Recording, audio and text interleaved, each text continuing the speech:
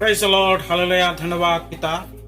পুনৰায় আপোনালোকৰ ওচৰত আহিলোঁ, পুনৰায় আপোনালোকৰ চেনেলত আহি উপস্থিত হলোঁ, পুনরায় নতুন বাক্য লৈ আহিছোঁ। আগন্তুক যেটো ভিডিঅ'বিলাক আমি বাক্যত দিছিলোঁ, সেই বাক্যবিলাক আপোনালোকে নিশ্চয় পঢ়িছে, নিশ্চয় জানিছে, সকলো কাৰ্য কৰিলে। আৰু পুনৰায় আজিৰ বাক্য পুনৰায় আনিলোঁ। আৰু সেই বাক্যৰ যোগেদি যে আমাৰ উঠি অহা যুৱক যুৱতী, পিতৃ মাতৃ, ভাই ভনী যিমান আছে, সকলো যে এদিন এই বাক্যৰ যোগেদি মানুহৰ মন যে পৰিৱৰ্তন হ'ব, মানুহে যে ঈশ্বৰৰ কাৰ্যত আগভাগ ল'ব পাৰিব, তাৰ কাৰণে আমি এই বাক্যটো প্ৰচাৰ কৰি আছোঁ। আৰু এই বাক্যৰ আধাৰত মানুহবিলাক মন পৰিৱৰ্তন কৰিব পাৰিব, তাৰ কাৰণে আশীৰ্বাদ ঈশ্বৰৰ হ'ব। আহক আমি অলপ ঈশ্বৰৰ বাক্য চাওঁ। কলচীয়া 2:20 তোমালোকে যদি জগতৰ প্ৰাথমিক বিধিৰ সম্বন্ধে খ্ৰীষ্টৰ সৈতে মৰিলা, তেন্তে যিসকল বস্তু ভোগ কৰাৰ দ্বাৰাই ক্ষয় পাবৰ কাৰণেহে হৈছে, সেইবোৰ ধৰিবা, নাচাকিবা, নচুবা, এইবোৰ বিধিৰ কৈ মনুষ্যৰ বিলাকৰ আজ্ঞা আৰু শিক্ষা অনুসাৰে আৰু জগতৰ জীৱনৰ যাপন কৰাৰ দৰে বশীভূত হৈছা। তো ইয়াতে আমি ঈশ্বৰৰ বাক্য দেখিছোঁ যে প্ৰাথমিক, অৰ্থাৎ আমাৰ শৰীৰটো প্ৰাথমিক হৈ আছিলে, পাৰ্থক্য হৈ আছিলে। আমাৰ এই দেহটো মৃত্যুত আছিলোঁ, আমাৰ এই দেহটো মৃত্যুত আছিলে। আৰু আমাৰ দেহটো কি আছিলে? প্ৰাথমিক, অৰ্থাৎ পাৰ্থিক দেহ আছিল। এই পাৰ্থিক দেহটোক ঈশ্বৰে পুনৰায় আমাক নিৰ্মাণ কৰিলে। আৰু পাৰ্থিক দেহটো কিয় কাৰণে আছিলে? আমি যেতিয়া সাংসাৰিক জগতত আছিলোঁ, আন্ধাৰত আছিলোঁ, তেতিয়া মোৰ দেহটো পাৰ্থিক হিচাপে মৰি আছিলে। আমি হ'ব পাৰোঁ যে আমি মৃত্যু হোৱা নাছিলোঁ, আমাৰ শ্বাস প্ৰশ্বাস চব চলি আছিলে, কিন্তু পাৰ্থিক শৰীৰ হিচাপে আমাৰ শৰীৰটো হৈ আছিল। আৰু এই পাৰ্থিক শৰীৰ হিচাপে হৈ আছিলে, আৰু জাগতিক হিচাপত আমি মৃত্যু হৈ আছিলোঁ। কিন্তু এই জাগতিক হিচাপে মৃত্যু হৈ আছিলোঁ, আৰু সেই মৃত্যুৰ পৰা উঠিবৰ কাৰণে আমাৰ শক্তি নাছিলে। আৰু এই পাৰ্থিক দেহটোক আমি কেনেকা কৰি পবিত্ৰ কৰিব পাৰিম? আমি কেনেকা কৰি এই পাৰ্থিক দেহটোক আমি পবিত্ৰ কৰিব পাৰিম? এই পাৰ্থিক দেহটোক আমি কেনেকা কৰি ঈশ্বৰৰ হাতত সমৰ্পণ কৰিব পাৰিম? আৰু এদিন এই পাৰ্থিক দেহটো লৈ ফালে আমি যে স্বৰ্গত যাব পাৰিম, হয়তো আমালোকৰ ভিতৰত এটা সিদ্ধান্ত ল'ব লাগে। আমাৰ জীৱনত এইটো সিদ্ধান্ত ল'ব লাগে, আৰু সেই সিদ্ধান্ত ল'ব লাগে। আৰু লগত আমালোকৰ জীৱনত এই পাৰ্থিক দেহটোক যে এদিন স্বৰ্গত যাব না নৰকত যাব, হয়টোৰ কাৰণে আমি সিদ্ধান্ত ল'ব লাগে।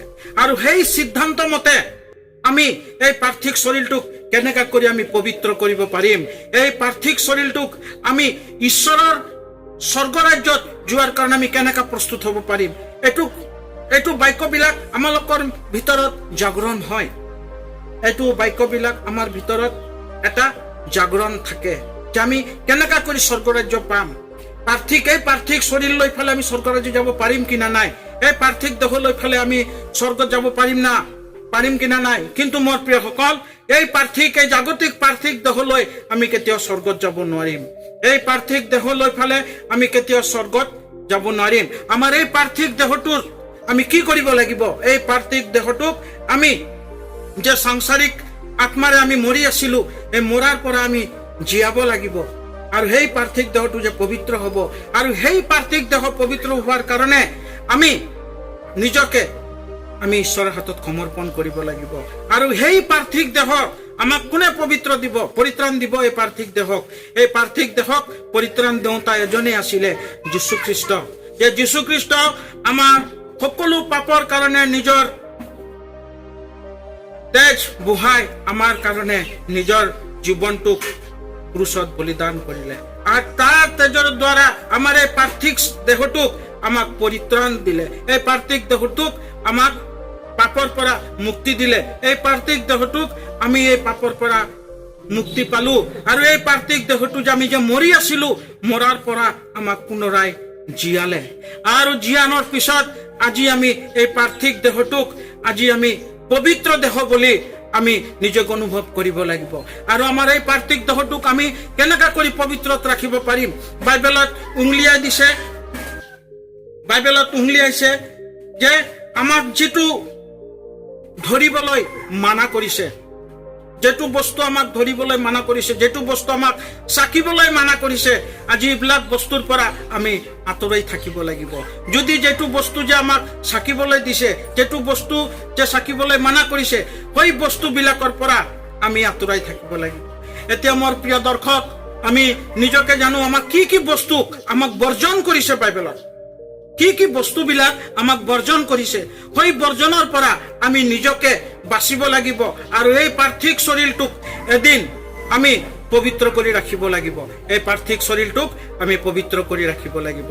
তো আমাৰ কি কি বৰ্জন আছে, আমি সকলো বাইবেল পঢ়িছো, সকলো পাঠ কৰিছো, সকলো আমি ঈশ্বৰৰ বাক্য দি থাকো, কিন্তু আমাক কি কি বস্তু বৰ্জন কৰিব লগা আছে, কি কি বস্তুৰ পৰা আমি আঁতৰি থাকিব লগা আছে, তো হয়তো আমি জানিবৰ কাৰণে আমি প্ৰস্তুত হ'ব লাগিব যে আমি কি কি বস্তুক আমি চাকিবলৈ মানা কৰিছে, কি কি বস্তু তাৰ পৰা দূৰত থাকিবলৈ মানা কৰিছে ঈশ্বৰে। তো আমি অলপ বিশ্লেষণ কৰিবলৈ বিচাৰি আছো। যেনেকা দ্ৰাক্ষাৰসে মানুহবিলাক মতলীয়া হয়, এই দ্ৰাক্ষাৰসটোক খালে আমি কি হ'ব, এই পাৰ্থিক শৰীৰৰ পৰা আমি আত্মিক শৰীৰৰ পৰা পাৰ্থিক শৰীৰটো যিটো যে আমি পৰিত্ৰাণ পাইছো, ওই পৰিত্ৰাণৰ পৰা আমি আঁতৰি যাম। তাৰপিছত আমি আৰু ট্ৰান্সলেট কৰিব বিচাৰিছো, দ্ৰাক্ষাৰস আছে, লগত আছে আমি বিভিন্ন ধৰণৰ নিচাজাতীয় বস্তু গ্ৰহণ কৰি আছো। এই পাৰ্থিক দেহটোক আমাক অপবিত্ৰ কৰি আছে এইবিলাক বস্তু খালে। এই পাৰ্থিক দেহৰ পৰা যে আমি পৰিত্ৰাণ পালো, এইবিলাক বস্তু যদি আমি গ্ৰহণ কৰিম, তেতিয়াহ'লে আমি কেতিয়াও স্বৰ্গ ৰাজ্য যাব নোৱাৰিম। বাইবেলত কৈছে সকলো যে স্বৰ্গত যাব এনে নহয়, যোনে মোৰ আজ্ঞা পালন কৰিব সি স্বৰ্গত যাব। আৰু বাইবেলত উংলিয়াই দিছে যে এইবিলাকৰ পৰা আমি আঁতৰি থাকিব লাগে, এইবিলাকৰ পৰা আমি দূৰত থাকিব লাগে। কিন্তু মোৰ প্ৰিয়সকল, আজিৰ যুগত মানুহবিলাক নিজৰ পাৰ্থিক দেহটোক কেনেকৈ কৰি পবিত্ৰ ৰাখিব লাগে আমি নিজকে নিজে অনুভৱ কৰিব নোৱাৰো। আৰু আমাৰ বাইবেলৰ শিক্ষাত আমাক এইবিলাক কথা উংলিয়াই দিছে যে তুমি আঁতৰত থাকিবা, কিন্তু আমি আন্ধাৰকে বেছি আমি ভাল পাইছো। আজি আমি আন্ধাৰকে ভাল পাইছো, আৰু আন্ধাৰক ভাল পোৱাৰ কাৰণে আমাৰ এই পাৰ্থিক দেহটোক আমি অপবিত্ৰ কৰি ৰাখিছো। আজি এই পাৰ্থিক দেহটোক অপবিত্ৰ কৰি ৰাখিছো। এই অপবিত্ৰ কৰি ৰখাৰ কাৰণে আজি আমি স্বৰ্গৰ অধিকাৰী হ'ব নোৱাৰিম। এই পাৰ্থিক দেহৰ স্বৰ্গৰ অধিকাৰী হ'ব নোৱাৰিম। আৰু যদি আমি স্বৰ্গৰ অধিকাৰী হ'ব বিচাৰিম, তেতিয়াহ'লে আমি নিজকে ঈশ্বৰৰ হাতত সমৰ্পণ কৰিব লাগিব। আৰু ইয়াতে কি কৈছে, তোমালোকে প্ৰাৰ্থনাত লাগি থাকা আৰু ধন্যবাদেৰে তাক কৰ দিবা। আৰু আমাক কি কৈছে, পাৰ্থিক শৰীৰটোক যদি আমি বাচাব খুজিছো, আমি ঈশ্বৰক সদায় ধন্যবাদ দিব লাগে আৰু ঈশ্বৰৰ আৰাধনা কৰিব লাগে। এজন এজনক ঈশ্বৰৰ বাক্য বিলাব লাগে, এজন ভাই ঈশ্বৰৰ লগত লাগি থাকিব লাগে। তেতিয়াই আমাৰ এই পাৰ্থিক দেহটো এদিন পবিত্ৰ হ'ব, আৰু সেই পাৰ্থিক দেহৰ যোগেদি আমি ঈশ্বৰৰ আৰাধনা কৰিব পাৰিম। আৰু সেই পাৰ্থিক দেহলৈ, এই জগতৰ যিটো দেহ আছে, মৰা দেহ, এই দেহ লৈ ফালে আমি কেতিয়াও স্বৰ্গত যাব নোৱাৰিম। আমি পবিত্ৰ হ'ব লাগিব, আৰু সেই পবিত্ৰতাই আমাক স্বৰ্গত ল'ব। আমি যদি বাইবেল যদি ষ্টাডি কৰো, বাইবেলত আমি যদি পাওঁ তোমালোকে মতলীয়া নহবা, কিন্তু আমি আজিৰ তাৰিখত মতলীয়া হৈ আছো। আমি এই পাৰ্থিক পবিত্ৰ দেহ ধৰি পেলাই আমি মতলীয়া হৈ আছো। যদি আমাৰ জীৱনত যদি মতলীয়া ভাৱ আছে, আমি কেতিয়াও ঈশ্বৰৰ ৰাজ্যত সোমাব নোৱাৰিম, ঈশ্বৰৰ ৰাজ্যত সোমাব নোৱাৰিম, যেতিয়ালৈকে আমি এই পাৰ্থিক দেহটোক আমি অপবিত্ৰ কৰি ৰাখিম। সেইকাৰণে মোৰ প্ৰিয়সকল, আমি এই পাৰ্থিক দেহটোক আমি সদায় পবিত্ৰ কৰি ৰাখিব লাগিব। তেতিয়াহে আমি স্বৰ্গ ৰাজ্যৰ অধিকাৰ পাম, আৰু এই পাৰ্থিক দেহলৈ এদিন আমি স্বৰ্গত যাব পাৰিম। আৰু এই পাৰ্থিক দেহ যে ঈশ্বৰে আমাক সৃষ্টি কৰিছে, নিৰ্মাণ কৰিছে, কিহৰ কাৰণে? যে আমি পবিত্ৰ হৈ থাকিবৰ কাৰণে।